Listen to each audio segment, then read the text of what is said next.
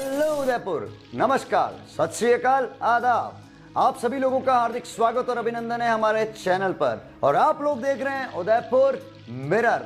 Thank you so much आपका हमारे show को इतना प्यार देने के लिए। जो प्यार हमारे शो को आप लोगों ने दिया है, बहुत से लोगों ने हमें कहा है कि आपके शो से हमें बहुत सारी एनर्जी मिलती है, बहुत सारी प्रेरणा मिल रही है, हम लोग काफी इंस्पायर हो रहे हैं और हमें पता लग रहा है हमें लाइफ में आगे किस तरफ बढ़ना चाहिए। तो धन्यवाद आप सभी का शो को इतना प्यार देने के लिए। बढ़ते हैं आगे की तरफ। आज के शो में बढ़ते हैं आगे। हमारे पिछले गेस्ट ने आपको बहुत सारी इंस्पिरेशन दी थी, तो चलिए बढ़ते हैं आगे शो में और मिलते हैं आज के हमारे गेस्ट से। जानते हैं इनका नाम क्या है, इन्होंने इनकी स्कूलिंग कहां से करी है, इन्होंने कॉलेज कहां से पास आउट किया है और इनका प्रोफेशन क्या है। हरे कृष्णा। मैं उमा प्रताप सिंह, उत्तर प्रदेश के मैनपुरी ज़िले के एक छोटे से कस्बे में मैं पैदा हुआ। मेरी कॉलेज स्कूलिंग मैनपुरी से हुई और कॉलेज मैंने किया कानपुर से।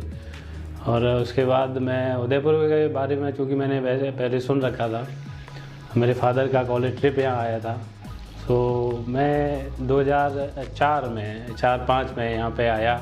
इग्नू मैंने यहाँ से किया, BBRI से लास्ट टाइम एग्ज़ाम दिया था। उसके बाद यहाँ रह गया और फिर मैंने बिजनेस सेटअप यहाँ किया। अभी सिक्योरिटी एजेंसी है, man power supply, skilled non skilled man power supply करते हैं, जिसमें हाउसकीपिंग सर्विसेज वगैरह सभी आते हैं। अभी रिसेंटली हम इसको ऑनलाइन पोर्टल इसका लॉन्च कर रहे हैं, एक नया प्रयोग हम इसमें कर रहे हैं और इससे आप ऑनलाइन सारी सर्विसेज ले सकते हैं। और तमाम तरह के सोशल वर्क से भी जुड़ा हुआ हूँ, कुछ धार्मिक संस्थाओं से जुड़ा हूँ, हरे कृष्णा मूवमेंट से जुड़ा हूँ पिछले 10-12 साल से। 16 माला चैंटिंग भी करता हूँ, बिजनेस भी करता हूँ, घर भी देखता हूँ। उत्तर भारतीय विकास संस्थान एक यहाँ पे एक संस्था है उत्तर भारतीयों की, उस संस्थान से भी जुड़ा हूँ। भुवेश्वर जी महादेव ट्रस्ट से भी जुड़ा हूँ और सामाजिक सरोकार के जो कार्य होते हैं उनमें भी अपनी भागीदारी रहती है।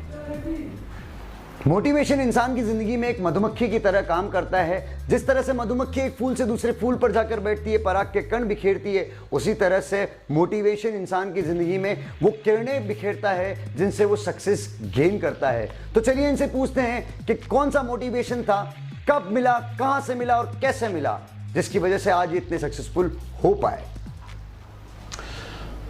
ये थोड़े पुरानी बात है। मैं उस समय उड़ीसा में इफ़को में कार्य कर रहा था और मुझे वहाँ का एटमॉस्फेयर सूट नहीं किया। सो मैंने सोचा कि मुझे वहाँ से मैं रिजाइन करके मुझे ट्रांसफ़र दे दिया गया इफ़को कॉरपोरेट ऑफिस दिल्ली का। सो मैं वहाँ से जगन्नाथपुरी गया दर्शन करने के लिए। वहाँ से मैं नीलांचल एक्सप्रेस ट्रेन से, मुझे अभी भी याद है, मैं उससे आ रहा था। मेरा पढ़ने का एक शौक़ रहा है हमेशा से। सो एक स्टेशन से मैंने मैगज़ीन कोई ख़रीदी, वो नाम ठीक से याद नहीं आ रहा कौन सी थी। उसमें मैं एक किसी अमेरिकन एजेंसी का एक सर्वे मैं पढ़ रहा था। उसमें मैंने देखा, उसका सर्वे का एक रिपोर्ट था कि इंडिया में आने वाले टाइम में बहुत सारी एजुकेशनल शॉप खुलेंगी। मैं इस वर्ड को फोर्स देके इसलिए कह रहा हूँ कि शिक्षा की दुकानें खुलेंगी, इसका मतलब ये था। और उसमें था ये कि अब डिग्रियाँ बांटी जाएंगी और वो अनस्किल्ड होंगे। स्किल्स के नाम पे उनके पास सिर्फ डिग्री होगी और बाकी बच्चों के पास ऐसा कुछ नहीं होगा जिससे वो कुछ जॉब कर सकें या कुछ और कर सकें। मुझे लगा कि कुछ ऐसा काम करना चाहिए कि इन फ्यूचर मुझे भी 2 पैसे की अर्निंग हो और इनको भी रोज़गार मिल सके, ये जो भीड़ खड़ी होगी। ऐसा सोच के मैं फिर उदयपुर वापस आ गया और फिर मुझे लगा कि सिक्योरिटी एजेंसी एक ऐसा माध्यम हो सकता है जिसमें हम बहुत सारे लोगों को रोज़गार दे सकते हैं। यही सोच के साथ मैंने ये काम शुरू किया। बहुत परेशानियां आई, स्ट्रगल किया और धीरे धीरे कारवां चल निकला। अब हम इस सिक्योरिटी सेक्टर में काम करते हैं, हाउसकीपिंग अनस्किल्ड लेबर के साथ काम करते हैं और हम टेक्नीशियन स्टाफ भी प्रोवाइड करते हैं और इलेक्ट्रीशियन भी उसमें होते हैं, प्लम्बर भी होते हैं, कारपेंटर भी होते हैं। सो सभी तरह के लोगों को रोज़गार भी देते हैं और जाहिर सी बात है उनसे रोज़गार मुझे भी मिलता है। ये सब ऐसा वैसा। इंसान की लाइफ में हर्डल्स ना आए तो वो लड़ेगा किससे और जीतेगा कैसे। तो इसी के साथ चलते हैं, जानते हैं इनकी लाइफ में ऐसी कौन सी हर्डल्स थी जिनकी वजह से उसको पार किया और आगे बढ़ गए सक्सेस की तरफ। तो गाइस जानते हैं कौन सी हर्डल्स थी और कैसे इन्होंने उसको ओवरकम किया। हम जब कोई काम शुरू करते हैं, कुछ भी स्टार्टअप नया करते हैं, तो समस्याएं जिस सेगमेंट में हम होते हैं उस सेगमेंट की तो प्रॉब्लम्स होती ही हैं, क्योंकि आप फ्रेशर होते हैं, आप नए होते हैं, उतना अनुभव नहीं आपके पास होता है, तो वो सारी समस्याएं तो होती हैं।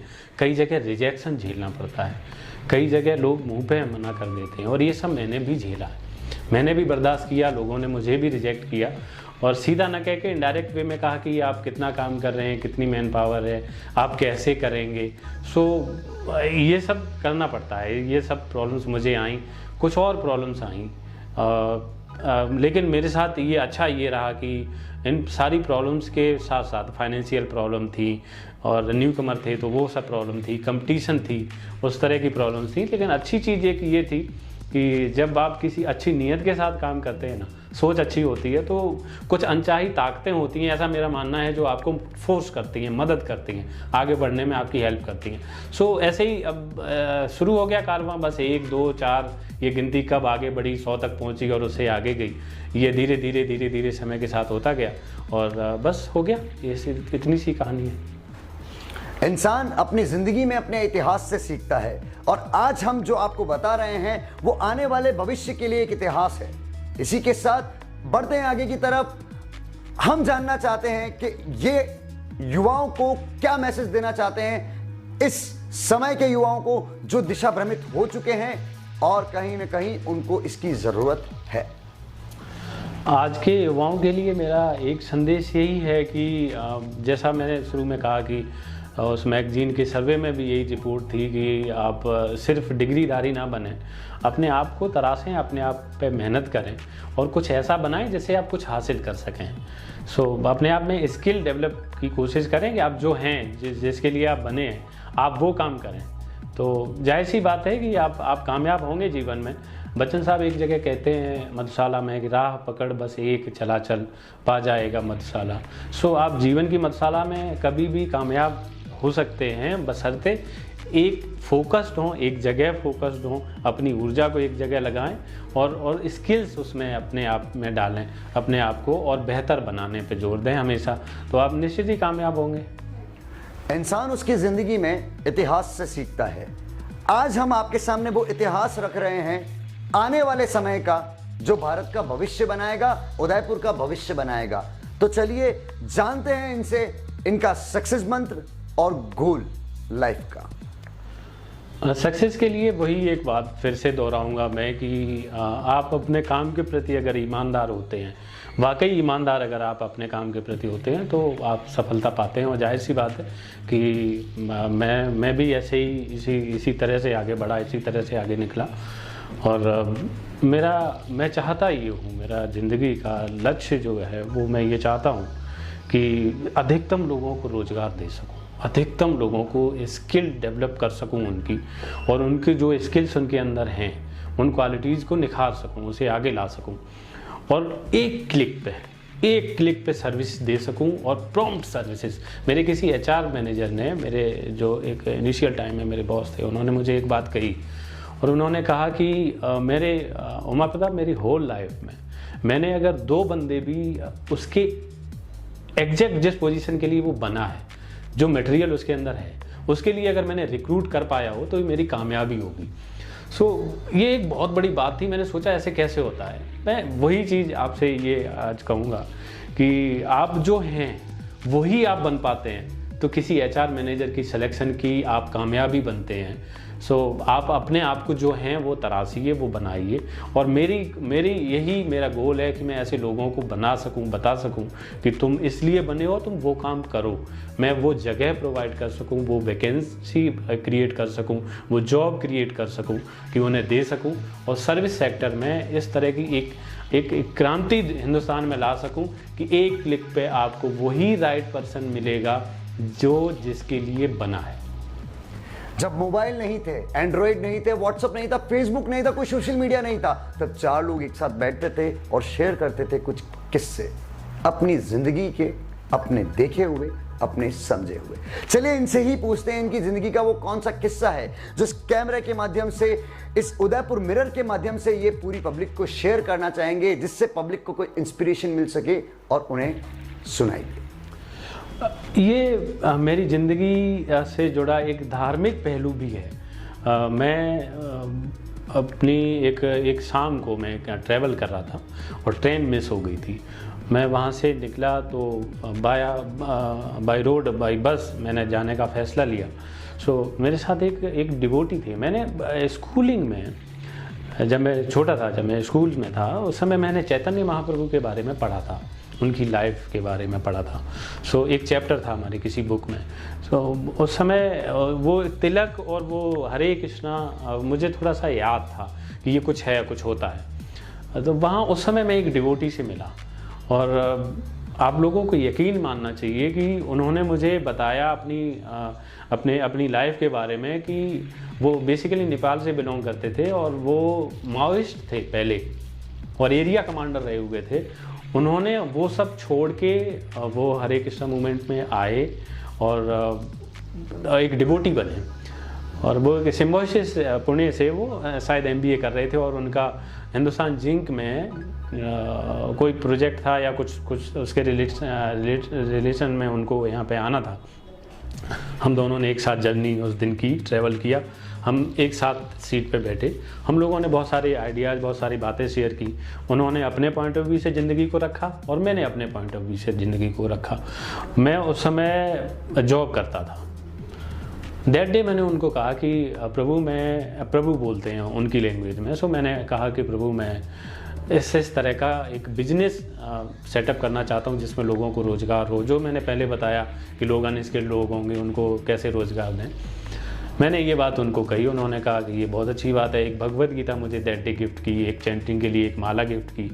और वहाँ से मुझे लगा कि यस, अब Krishna is with you. Uma Prasad बढ़ जा गए और करना ही चाहिए। और उसके बाद फिर मैंने कंपनी ऑर्गेनाइजेशन सेटअप किया। बहुत अप्स डाउन्स देखे, वो मैं कह चुका हूँ। बहुत सारी बातें, बहुत सारा ये सब ज़िंदगी का जो होता है कि कामयाब इतनी जल्दी आप नहीं हो जाते हैं जो आप सोचते हैं। ये सिलसिला शुरू हुआ। बहरहाल नींव जो पड़ी, जो टर्निंग पॉइंट जो आपने कहा, वो दैट डे हुआ। दैट डे वो घटित हुआ, वो घटना घटी कि मैंने अपनी बात उनसे कही और उन्होंने कहा कि यस आप कहो, आप करो। और मुझे लगा कि कहीं ना कहीं कोई शक्ति है जो कृष्णा है वो आपको कह रहे हैं। और मैं दैट डे उस दिन से हरे कृष्णा मूवमेंट से जुड़ा हूँ, कृष्णा कॉन्शियसनेस से जुड़ा हूँ। आज की डेट में 16 माला चैंटिंग करता हूँ और ठीक हूँ, खुश रह रहा हूँ। गलतियाँ, माय गॉड, ये वो तितलियाँ हैं जो हर इंसान की ज़िंदगी में उड़ती रहती हैं और जब हम इन्हें पकड़ लेते हैं तो ये मर जाती है।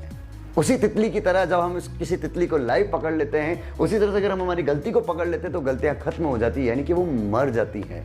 तो ऐसी कौन सी गलती है जानना चाहेंगे इनसे जो ये सुधारना चाहते हैं या ये सुधार चुके हैं?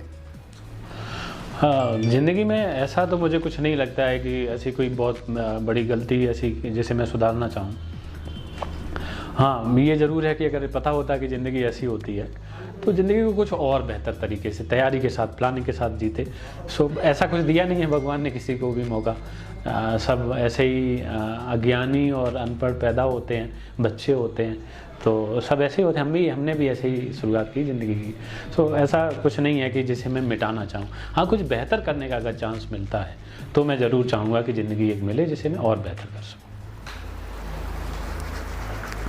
आप ये सोच रहे होंगे मैं ये क्या कर रहा हूँ, ये वो वैक्सीन है जो कोरोना की वजह से लगाई जाती है भाई साहब। तो आप सभी लोगों से मैं कहना चाहता हूँ वैक्सीन ज़रूर लगवाएं और जानना चाहते हैं कोविड अपडेट्स के बारे में, इनका क्या कहना है, कोविड के बारे में पब्लिक को क्या संदेश देना चाहते हैं। कोरोना के लिए यही संदेश है कि सरकार की जो गाइडलाइन है उसको फॉलो करें और कायदे से फॉलो करें। ऐसा नहीं है किसी ने देख लिया तो मास्क लगा लिया, नहीं देखा तो नहीं लगाया, घर में नहीं लगाया। आप इन नियम को पालन करिए। इससे आपकी रोजी रोटी, मार्केट खुला रहेगा, दुकानें खुली रहेंगी, व्यवसाय चलते रहेंगे, आय नहीं रुकेगी। और एक सबसे महत्वपूर्ण बात ये है कि जो कमेटी बनाइए अपनी कॉलोनी में, मोहल्ले में, जो लोग शिक्षा व्यवसाय से जुड़े हैं उन लोगों को आगे आना चाहिए। वो छोटी छोटी ट्यूशन क्लासेस ले सकते हैं। जो बच्चों के स्कूल बंद हो जाते हैं वो उनको कुछ जो फिजिकल ट्रेनर हैं वो उनको फिजिकल एक्टिविटी करा सकते हैं। गॉसिप करते ही हैं, चाय पे बैठ के गप्पे मारते ही हैं। आप अगर इस तरह के 1 घंटा 2 घंटा कॉलोनी के लिए, ये एजुकेशन टाइम है, ये बड़े छोटे सारे मिलके ये कर सकते हैं। ये फिजिकल ट्रेनर कोई अगर है, कोई सारे यूज़ हैं, आप लोग आगे आ सकते हैं। आप फिजिकल एक्टिविटी करा सकते हैं, क्लासेस ले सकते हैं, एक शेड्यूल बना लीजिए, पॉजिटिविटी रहेगी। सोशल डिस्टेंसिंग पालन करिए, मार्केट भी खुली रहेगी, हेल्थ भी ठीक रहेगी, शिक्षा का भी नुकसान नहीं होगा, बच्चे जुड़े रहेंगे, पॉजिटिविटी बनी रहेगी और मार्केट भी खुली रहेगी। मार्केट में पैसा रहेगा तो व्यवसाय नहीं रुकेंगे, तो ये सबके लिए अच्छी बात है। माय गॉड, जितना प्यार आपने हमारे शो को दिया है, मुझे तो बर्दाश्त ही नहीं हो रहा। मुझे लग रहा है मैं कहाँ पहुँच चुका हूँ। आप लोगों का धन्यवाद इस शो को इतना प्यार देने के लिए। और मैं आपसे ये कहना चाहता हूँ कि लास्ट तक आई गए तो घंटी के वाला बटन दबा के जाना और सब्सक्राइब करते हुए चले जाना, क्योंकि अगर आप सब्सक्राइब करोगे तो अगली बार मैं किसी और अच्छी हस्ती को लेके आऊँगा। तो आप लोगों के लिए उदयपुर मिरर हमेशा हाजिर है और मिलते हैं अगले एपिसोड में एक शानदार हस्ती से। फिर मिलेंगे। Thank you.